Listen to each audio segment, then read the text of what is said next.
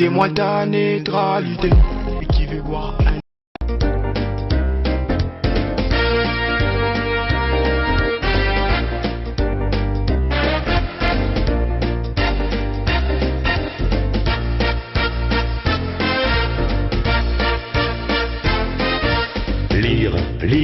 Lire, ma passion, ma déraison, qui m'entraîne au fil des phrases, au gré des mots de ma chanson.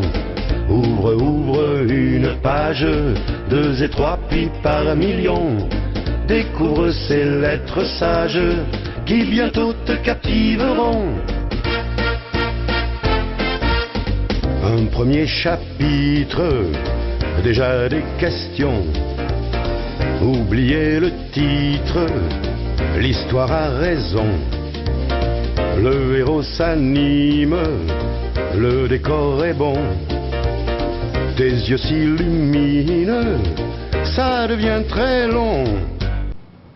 Chaque instant, une idée, chaque moment, un livre. Mesdames et messieurs, c'est parti. Votre magazine dédié à la culture de lecture et à la promotion du livre. L'avènement de l'AFDEL lors de la prise de Kinshasa le 17 mai 1997 et l'intérêt de notre sujet du jour qui a servi le cadre d'une publication, La Cité de Dieu, œuvre de l'auteur Maître Guy Diomi Ndongala, avocat et président national de la Ligue congolaise de jeunes défavorisés. Maître Guy Diomi, c'est un plaisir de vous recevoir sur ce cadre, les salons de la littérature. Vous êtes auteur d'une œuvre d'esprit dénommée La Cité de Dieu. Maître Guy, dites-nous quel est l'exposé de votre motif. La Cité de Dieu, d'abord merci de m'avoir reçu. La Cité de Dieu est un défi. Un défi dans un contexte sociopolitique très préoccupant pour les populations congolaises. Vous vous souviendrez qu'il y avait état de siège dans la ville de Kinshasa. Tout le monde redoutait la prise de la ville. Et selon l'opinion nationale et internationale, on redoutait un bain de sang. Là, c'est la veille du 17 mai. Mais disons que l'ouvrage en question est divisé en 7 chapitres et par la grâce de l'Éternel, j'ai été préparé progressivement à recevoir cette révélation. D'abord par des tribulations qui commencent déjà en 1992, lorsque je vais recevoir la révélation de la troisième voie. La troisième voie consistait à dire non aux 2 voies constitutionnelles, en l'occurrence la majorité présidentielle et l'opposition. Parce qu'il y avait un blocage, un praxis politique, après l'élan salutaire de la Conférence nationale souveraine, et on se demandait si cette fameuse réconciliation recherchée ardemment par le président du ACRPT, le regretté cardinal Mochengo, et cette réconciliation était quasiment impossible. Et dans ce contexte-là, au moment de prière, je recevrai la révélation de la troisième voie qui consistait à dire non aux 2 voies. Non à la première voie, en l'occurrence la majorité, la mouvance présidentielle et l'opposition radicale. Et ça m'a entraîné dans des tribulations qui m'ont même poussé à un moment donné en exil, parce que la première voie avait tout fait pour récupérer la révélation de Dieu, parce que au niveau de la CNS, on avait élevé la deuxième voie à travers son leader, et maintenant, sans le savoir, j'étais embarqué dans une voie qui allait me conduire à accepter la première voie. Et il y a plusieurs témoins, notamment mon bien-aimé pasteur Abonga, qui était l'intermédiaire entre moi et la presse et toutes les personnes qui pouvaient soutenir la dynamique de la troisième voie. Mais je refuserai à la dernière minute pour finalement partir en exil, parce qu'on me proposait de conduire la transition comme animateur de la troisième voie. Il y a des dizaines de témoins de cet événement. Mais nous arrivons au mois de mai 97. Au mois de mai 97, c'est un peu le même contexte. Bon, là, il y a une guerre, la progression de l'AFDEL à travers son coup férir à travers plusieurs provinces. Et dans la ville de Kinshasa, on décrète l'état de siège. Et dans un moment de prière, une fois de plus, je recevrai une révélation dans laquelle il m'était demandé de proclamer que la guerre était terminée. Et bien expliqué dans le livre, et 2 nuits en suivant, le même songe qui revient, et si bien que j'étais bien obligé de lancer des invitations à la presse. C'était le 12 mai. Je lance des invitations à la presse et c'était la panique dans mon cabinet parce que tout le monde redoutait. Il dit, mais président, on a demandé à toutes les personnes qui sont susceptibles de prendre contact avec l'opinion de ne plus faire de déclaration.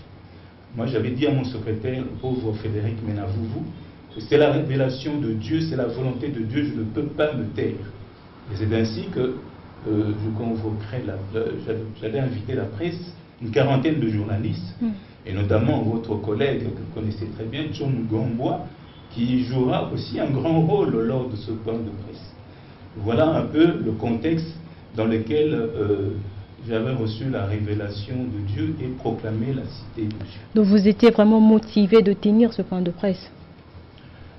Non seulement motivé, mais j'avais compris que le sort de la ville en dépendait.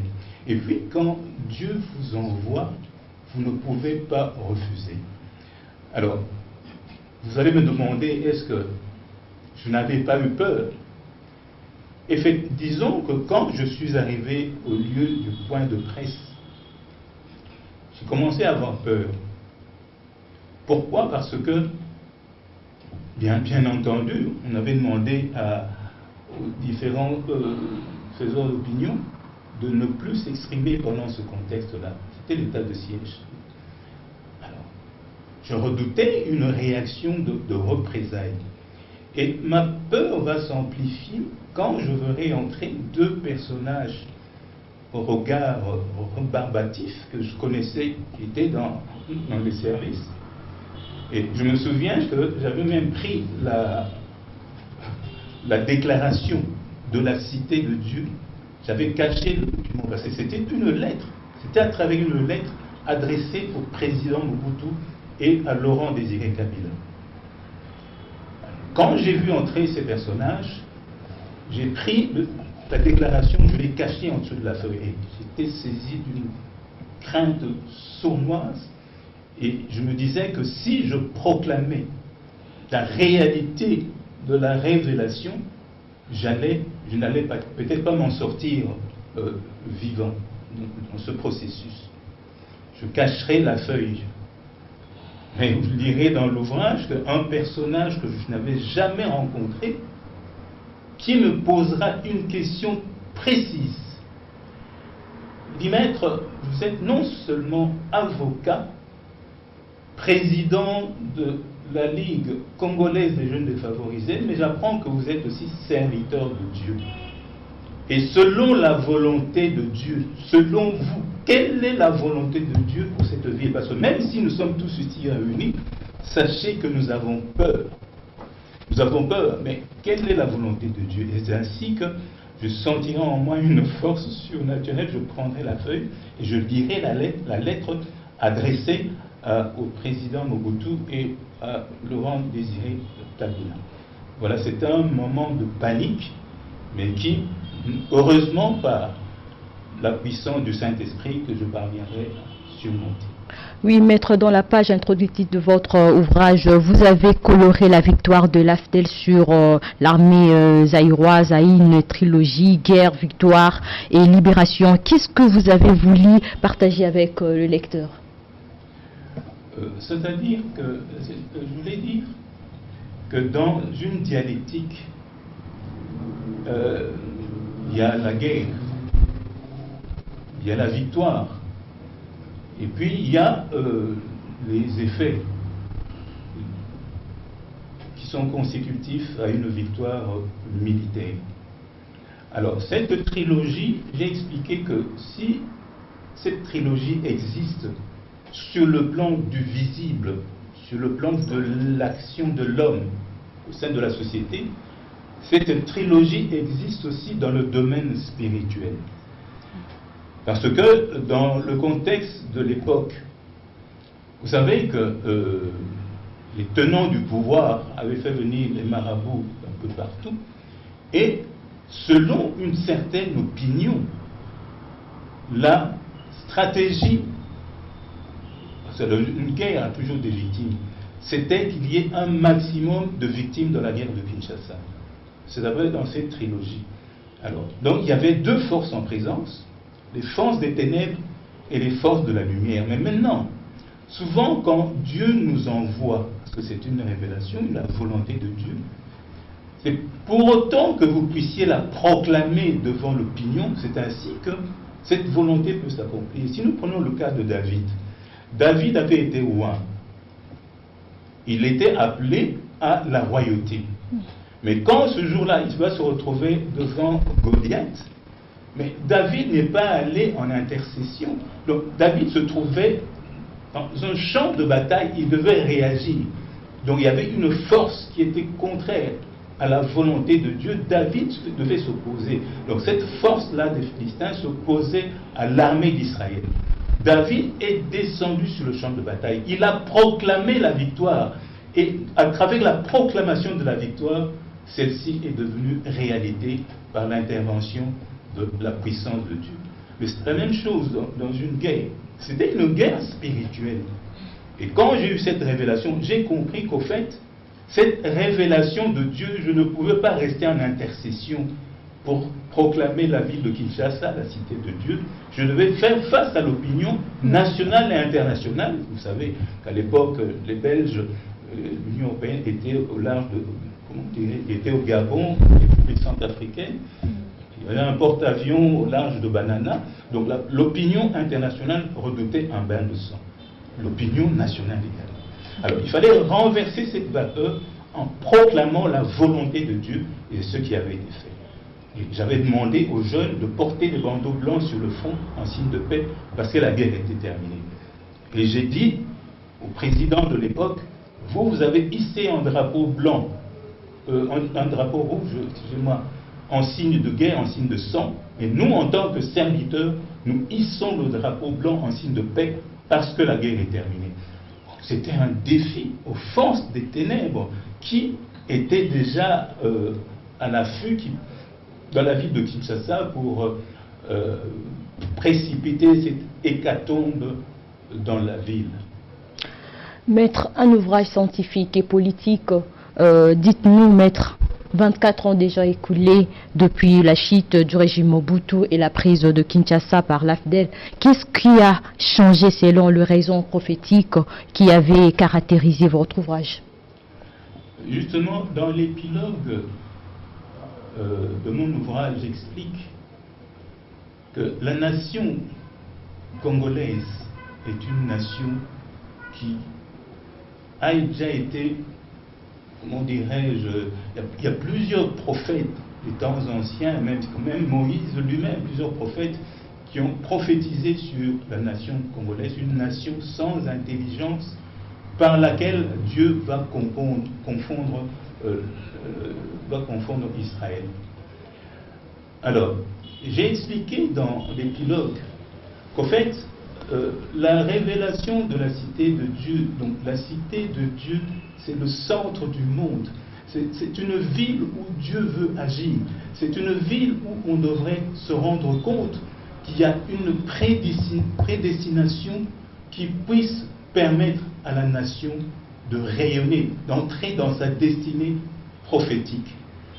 Alors, en tenant compte de cela, j'ai expliqué que la cité de Dieu, c'est une cité où les hommes qui sont membres de cette, qui composent les populations de cette cité et les dirigeants de cette cité doivent s'imprégner des valeurs permanentes de l'humanité, des valeurs de paix, des valeurs de justice, des valeurs qui puisse permettre l'épanouissement de l'homme. C'est-à-dire que l'homme doit intégrer dans sa pratique sociale et politique la considération, l'amour du prochain. Ça, ce sont des valeurs qu'on devrait retrouver dans la cité de Dieu. Malheureusement, vous savez, il y a eu tellement de prophéties pour ce pays, mais comment se fait-il que nous ne parvenons pas à entrer dans cette destinée prophétique? Justement parce que l'homme n'a pas encore compris. L'homme congolais ne s'est pas repenti. L'homme congolais n'a pas changé de mentalité. L'homme politique congolais n'a pas changé sa pratique politique sur base des valeurs d'éthique, des valeurs chrétiennes qui puissent permettre la promotion de l'homme, le bien-être de l'homme et l'épanouissement de l'homme en général. Et aussi longtemps que nous n'allons pas entrer dans une dynamique qui prenne en compte toutes ces valeurs de vie, des valeurs de liberté, des valeurs de justice, des valeurs de paix, l'amour du prochain notamment, et sachez que, quoi que nous soyons dans la cité de Dieu, nous allons tourner en rond. Heureusement que Dieu, dans sa bonté, a toujours une porte de sortie. Quand il y a le déluge, il faut s'attendre à ce qui est toujours l'arche du salut. J'en parle même dans l'ouvrage, et en tenant compte des réalités actuelles, je suis l'un des hommes les plus heureux parce que j'ai découvert cette arche, l'arche du salut, qui va amener la cité de Dieu en son plein épanouissement selon la volonté de Dieu, selon la pensée de Dieu. Et cette arche, au fait, cette arche est une révélation donnée par Simon Kimbangu depuis les temps anciens, pour faire comprendre que, au fait, les réalités socio-économiques, politiques, les réalités historiques de notre pays, ce sont des réalités qui ont été prophétisées déjà en son temps par Simon Kimbangu. Et j'ai le plaisir, bon, c'est pas aujourd'hui qu'on va en parler, j'ai le plaisir de dire que la révélation de Simon Kimbangu, la révélation qu'il avait faite en son temps, est en train maintenant de devenir réalité. Et je suis embarqué justement, je suis dans cette arche-là du salut qui va permettre à la nation congolaise de rayonner les valeurs de vie, l'amour du prochain, la crainte de Dieu et l'humilité qui sont des vertus fondamentales pour l'épanouissement de l'homme et de la cité. L'approche divine est toujours placée au premier rang de votre ouvrage. L'opinion ou le peuple de Dieu doit-il retenir quoi sur la gloire que Dieu doit mériter ou encore affirmer aujourd'hui haut et fort que libération de la capitale de notre pays au mois de mai 1997 avait un impact positif sur la vie des Kinois et Kinoises? La libération commence dans le domaine spirituel, comme je l'ai dit. Alors, une libération face à un contexte historique bien précis, c'était la guerre. C'est une libération, parce que vous pouvez vous imaginer le nombre de victimes qu'on aurait compté dans la ville s'il y avait eu une guerre effective. C'était une libération, sur le plan spirituel, qui s'est matérialisé par un cessez-le-feu. Alors, maintenant, les hommes qui composent la cité, notamment les administrateurs de la cité, devraient aussi se repentir, changer et s'adapter aux réalités nouvelles telles que voulues par la proclamation de cette cité comme cité de Dieu. Donc, de réalités spirituelles sous-jacentes à une cité qui est destinée à être la cité de Dieu. Et malheureusement, les mêmes valeurs nocives, les valeurs qui ont vicié la mentalité du Congolais continuent à régner dans le pays. Comment dirais-je, la vertu côtoie le vice dans un véritable pacte de sang, ce qui fait que l'éthique comme telle, l'éthique dans l'administration de la cité n'est pas prise en compte. Alors, dans ce cas-là, il ne faut pas s'étonner qu'on continue à tourner en rond. Et malheureusement, mais il n'est pas encore trop tard, parce que je crois en la destinée prophétique du peuple de Dieu, un peuple valeureux, un peuple qui a de grandes potentialités. Je fais j'ai fait certaines parenthèses dans l'ouvrage. où je dis que, au fait, les Congolais, ce sont des savants. J'ai connu un frère à Louvain qui était un mathématicien de première force, mais qui finalement, ne recevant pas d'encadrement dans son pays d'origine, a dû s'exiler aux États-Unis. Il était devenu professeur dans une grande université américaine, utilisé par la NASA, et finalement, malheureusement, il est mort, mais ce sont des valeurs. Combien de Congolais ne sont pas des savants reconnus de par le monde? Mais aujourd'hui, malheureusement, toutes ces potentialités se diluent finalement dans le monde, parce que la terre d'asile, la terre d'origine n'offre pas un cadre propice pour l'épanouissement de l'homme et de ses capacités intrinsèques. Voilà un peu. Au mois de janvier 1993, vous vous êtes retrouvé à Lusaka, en Zambie, pour un exil avec votre famille. Et dans votre récit, vous avez illustré une approche de calvaire dans votre premier chapitre de votre ouvrage. Qui est-ce que vous avez voulu partager avec le lecteur? En fait,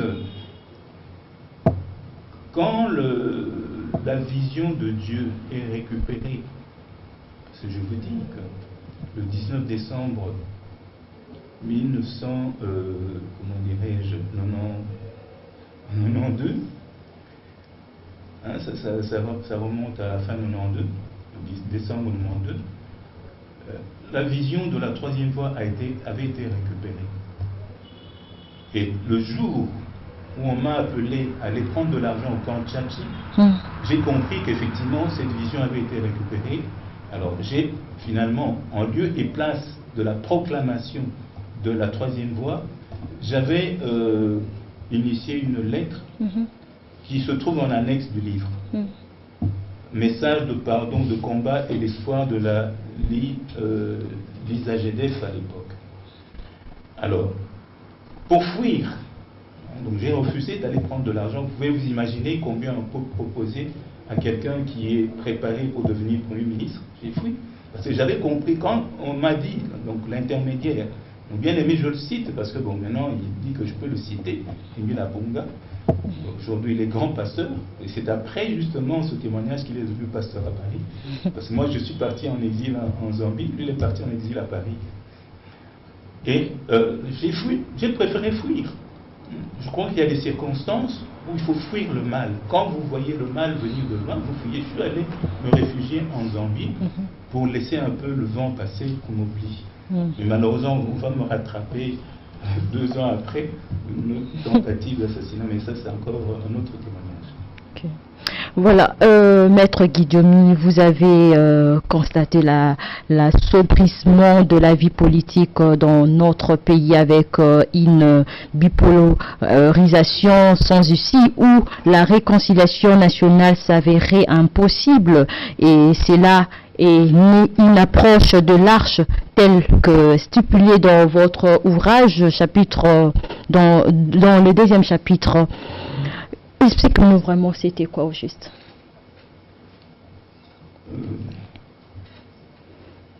Vous pouvez reprendre un peu la question? Mon esprit s'est envolé. Oui, je disais ceci. Vous avez constaté l'assauvrissement de la vie politique dans votre pays avec une bipolarisation sans issue où la réconciliation nationale s'avérait impossible, et cela est né une approche de l'arche telle que stipulée dans votre 2e chapitre. Effectivement, vous savez, comme je l'ai souligné tout à l'heure, on ne peut réconcilier que ceux qui se repentent. Ceux qui se repentent, ceux qui reconnaissent le mal et acceptent de changer. La réconciliation, telle que révélée par Dieu, devait passer par des valeurs de vie, des valeurs positives. Vous ne pouvez pas réconcilier des personnes qui cabrent sur leur position. On ne peut réconcilier que des personnes qui se repentent, qui renoncent au mal et qui s'engagent dans une dynamique qui puisse assurer la paix et la bonne entente entre les différents membres du groupe. Alors, dans le cas d'espèce, c'est justement la révélation de la troisième voie.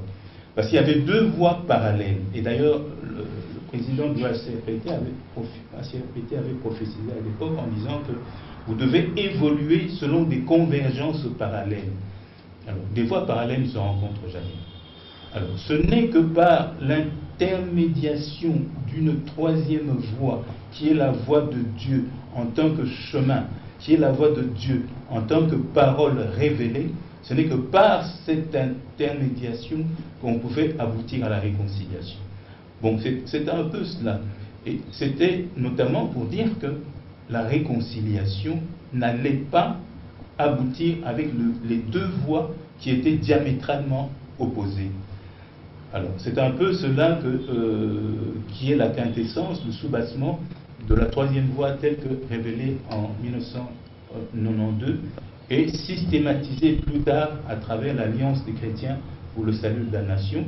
Alliance des chrétiens, d'ailleurs, qui avait suscité l'engouement de plusieurs serviteurs de Dieu, proclamé d'abord face à 40 pasteurs, et ensuite à la paroisse Saint-Joseph, devant plus de 400 pasteurs. Et quand j'avais proclamé la troisième voie devant 40 pasteurs, j'avais mis une chaise. J'avais dit, un homme viendra, un envoyé de Dieu qui va s'asseoir, et c'est lui qui sera l'animateur de la troisième voie. Donc une dynamique salutaire fondée sur des valeurs chrétiennes, des valeurs positives, la crainte de Dieu, l'amour du prochain et l'humilité. Et cet homme, je l'ai rencontré. Et nous en parlerons lors de notre prochaine émission.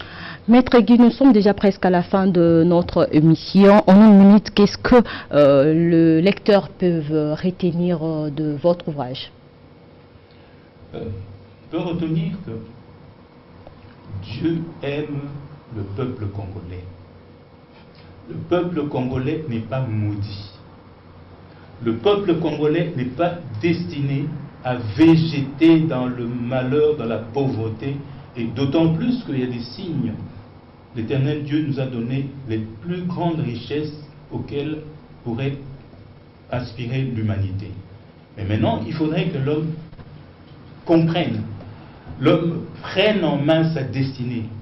Il se met au travail, parce que c'est l'exemple du vagabond qui toute sa vie est resté sur une boîte, mais à la fin de la vie, quand il meurt, on regarde, c'était sa seule richesse, cette boîte, et on se rend compte que cette boîte contenait des pierres précieuses. C'est un peu le cas des populations congolaises. On meurt pauvre dans une terre qui est bénie. Nous devons refuser cela, ce n'est pas notre destinée. Nous devons réagir, accepter la voie de Dieu, nous mettre au travail dans une dynamique, dans la crainte de Dieu, l'amour du prochain, nous mettre au travail pour que nous puissions enfin entrer dans la volonté de Dieu pour ce peuple, pour cette nation. Chaque instant une pensée. Mesdames et messieurs, c'est déjà la fin de votre magazine consacré à la littérature et à la promotion du livre. Merci pour votre attention. Et je ne peux quitter sans pour autant dire merci à mon directeur général Tite Lyungi. Merci et bonne suite de programme sur nos antennes. Au revoir.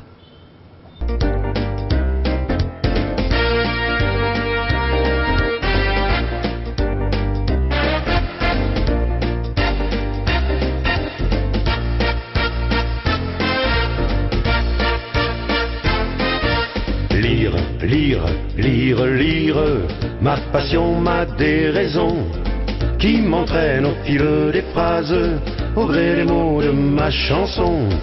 Ouvre une page, 2 et 3, puis par millions, découvre ces lettres sages, qui bientôt te captiveront. Un premier chapitre, déjà des questions. Oubliez le titre, l'histoire a raison. Le héros s'anime, le décor est bon. Tes yeux s'illuminent, ça devient très long.